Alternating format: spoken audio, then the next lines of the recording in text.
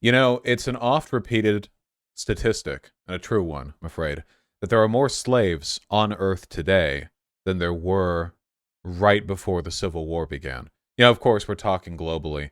The definition of slavery is something that, like a lot of other atrocities, has been sort of contorted by historical context.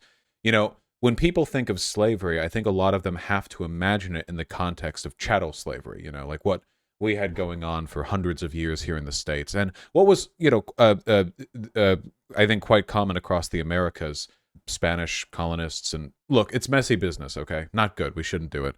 But unfortunately, that means that oftentimes modern day examples of slavery, you know, there's child sex trafficking, non-child sex trafficking. There are companies in the West that will use sort of subsidiaries to employ essentially slave labor in parts of Africa or Latin America. We have the slave labor in our own prisons today. You know, is it the 13th or the 14th Amendment? My memory is terrible. You know, that does not allow for slavery except, yeah, 13th. Thank you. Except, you know, if the government really wants it to happen. Rarely is this term applied as it should be, but from NBC News, just as of a few days ago, feds bust modern-day slavery ring amid new immigration enforcement effort. At least 100 immigrant workers were freed from conditions in which at least 2 died, another was repeatedly raped, and others were kidnapped and threatened with death. And it goes on from there. And you know, we'll get to that. This was busted open by immigrations enforcement, and I think it's important to understand that at the end of the day, it is immigrations enforcement that caused this problem. There are slaves in the United States, and the slavers rely often on the undocumented immigrant status of these people in order to prevent them from running over to the cops. You know, this is one of the reasons why I support the decriminalization of sex work as well. You can talk about stats all up and down till your throat is hoarse and your face is blue, but the fact of the matter is, when people are victimized, whether that be by slavers, traffickers, pimps, whoever else, if they feel they can't turn to the police, that's pretty much it for them. You know, they can run, but without police protection or an official record of their existence, it's really difficult for them to find any way out of those situations. Or to put it another way, to put it a little bit more succinctly, you know, immigration's enforcement cleans up mess it created. It is through the morally indefensible criminalization of people's existences in the form of their undocumented status that pockets of slavery like this exist. There are probably hundreds or even thousands of them in the United States. Some large, some small, all of them desperately immoral, but we only hear about a small few. 24 people were indicted in Georgia. That's the state, Georgia, not the country. Last month on charges of smuggling Mexican and Central American immigrants to the United States and forcing them to live in camps and work on farms in the state in what authorities say was an illegal enterprise akin to modern-day slavery. Named Operation Blooming Onion. Jesus Christ. Okay. Sure. I don't know.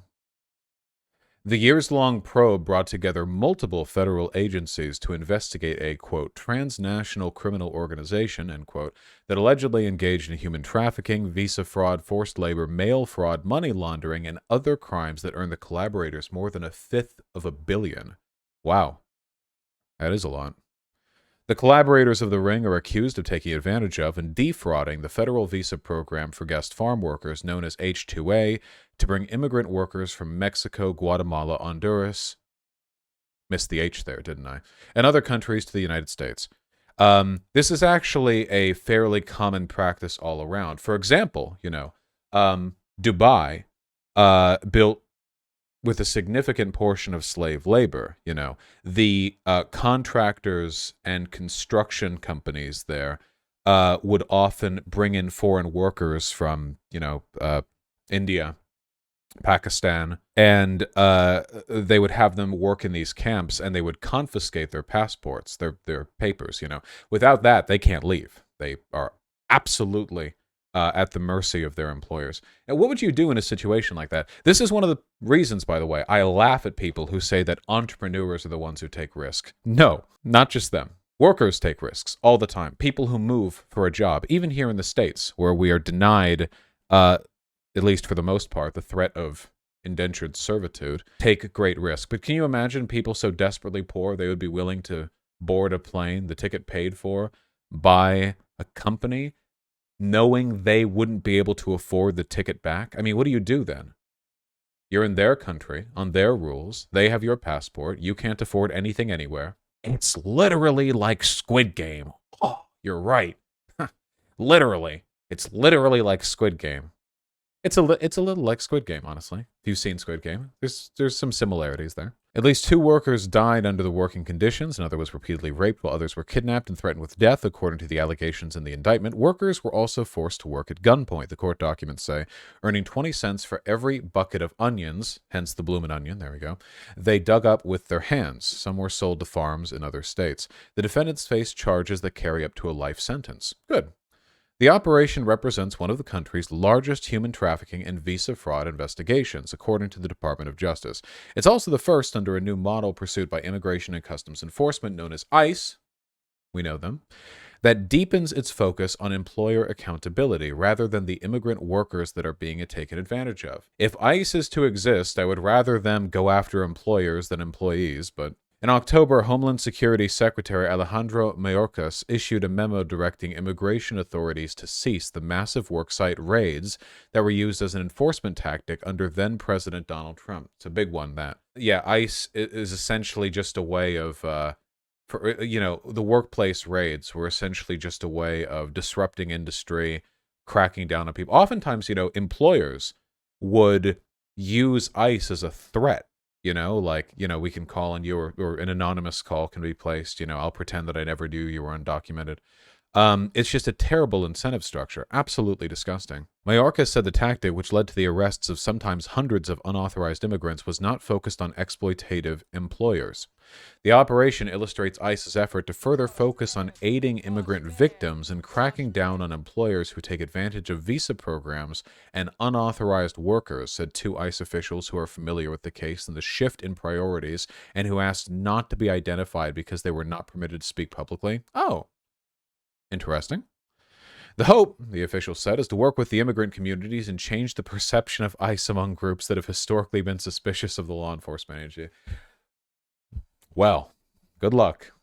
Y'all remember that CIA advertisement where it was like, I am a cisgender, millennial, bisexual. Remember that? That was good. That was a good bit. Anyway, the American dream is a powerful attraction for destitute and desperate people around the globe, and where there is need, there is greed from those who will attempt to exploit those willing workers for their own obscene profits, he said. Nice. How wonderful. And then it goes on, for some time. Lawyer details. We'll see how it goes. Ongoing investigation. Words, words, words. You can always read the article. None of you, I assume, are illiterate, and if any of you are, we love you anyway. Listen, the point here is the same point that leftists have been extolling upon for centuries, okay? If there are critical imbalances in people's social, economic, and political power, there will always be room to exploit those differences. Always. There's no other way of getting around it. You can do this through immigration. You do this, obviously, through capital accumulation, wealth, and relationship to the means of production. You have this through race and relative access to social capital. If there are differences between people, those differences can be abused by people on top to get more from those suffering at the bottom. And I know you all know this, but it was a modern-day slavery ring. What we should understand from this is that our system is constructed in such a way as to make it even possible for something like that to take place. I'm not saying that ICE wanted slavery, anything like that. This is about systems, fundamentally, okay? If you had a massive children's daycare center, hundreds of kids were there, many, many people, and you found out that one of the children had cannibalized another, and, it was an exceptional case, but still. Oh, Sorry, I hit that with the brace of my palm. That would have been a fun time to just end stream right there, though, wouldn't it? You know, just if cannibalism happened. Good night. No, really though. I mean, you have to ask yourself, by what means can something like that even take place? What critical systemic failures must exist in that daycare to even allow something to happen? See, the liberal, and I'm going to run with this child cannibalism analogy. The liberal response would be, how terrible of the child to have eaten the other, and why wasn't somebody watching? You know. But really, obviously, things go deeper than that, right? It's not just the malice of one hungry child that brought this about. There have to be many, many systemic problems with how this daycare center is run in order for this to even be a possibility. Might be a Wendigo. Might be a Wendigo. Could have been the kid, you know. America is the daycare center because we are all baby-brained from decades of television and video game consumption. And the cannibalism was the slave camp. That was the analogy the whole time. You understand?